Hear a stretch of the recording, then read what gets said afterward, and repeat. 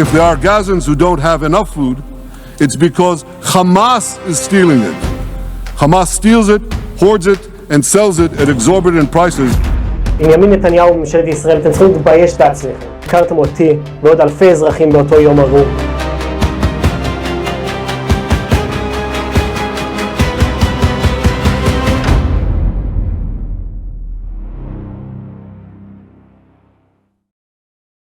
Tahun 2025 menjadi saksi bagaimana konflik Israel-Hamas tak hanya berlanjut namun melebar menjadi krisis kawasan. Dari gencatan senjata yang sempat menumbuhkan harapan damai, perang kembali pecah dan menyeret Iran hingga Amerika Serikat.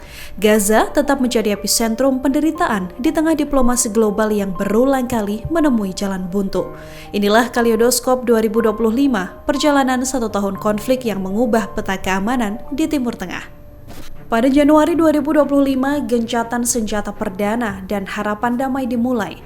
Gencatan senjata paling signifikan terjadi sejak konflik pecah tahun 2023. Pada bulan ini, terjadi pertukaran sandera Israel dan tahanan Palestina. Bantuan kemanusiaan juga mulai masuk ke Gaza, warga sipil perlahan kembali ke wilayah yang hancur. Rentan Februari dan Maret 2025, gencatan senjata sangat rapuh.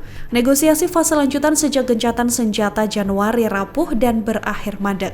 Insiden tembakan, serangan terbatas, hingga tudingan pelanggaran kesepakatan mulai muncul.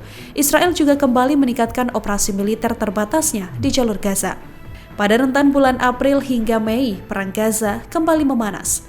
Israel melancarkan operasi darat dan udara besar di wilayah Gaza Utara dan Gaza City.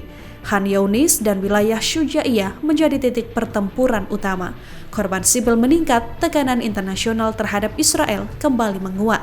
Pada bulan Juni 2025, konflik melebar ke Iran. 13 Juni 2025, Israel menyerang fasilitas nuklir Iran. Israel berdalih ingin menghentikan Iran mengembangkan nuklir untuk membantu Hamas. Pada 22 Juni 2025, Amerika Serikat ikut turun tangan dan menyerang 3 fasilitas nuklir Iran, Fordow, Natanz, dan juga Isfahan. Pada 24 Juni 2025, Iran membalas dengan rudal balistik ke wilayah Tel Aviv. Fase inilah menjadi fase konflik yang melebar tak hanya soal Israel dan Hamas, namun melebar hingga Iran dan Amerika Serikat. Pada bulan Juni hingga September 2025, Gaza kembali berdarah. Israel mengepung wilayah Gaza Utara dan Bein Hanoun. Hamas juga tetap melakukan serangan roket sporadisnya ke wilayah Israel. PBB hingga negara Arab mendorong solusi 2 negara, namun tanpa hasil konkret. Mendekati akhir tahun, pada bulan Oktober 2025, gencatan senjata difasilitasi Amerika Serikat. 8 Oktober 2025, Israel Hamas menyepakati fase pertama gencatan senjata.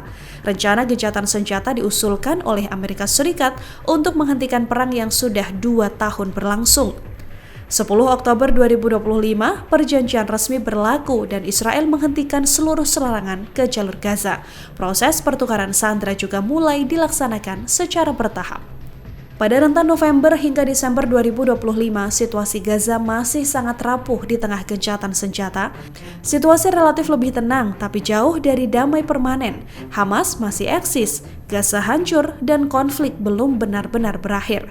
Komunitas internasional menilai 2025 sebagai tahun perang Gaza berubah menjadi konflik regional besar.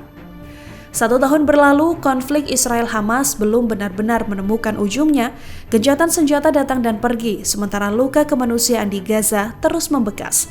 Keterlibatan kekuatan besar dunia menunjukkan betapa rapuhnya stabilitas kawasan di Timur Tengah. Kini, perdamaian masih menjadi pekerjaan rumah bersama.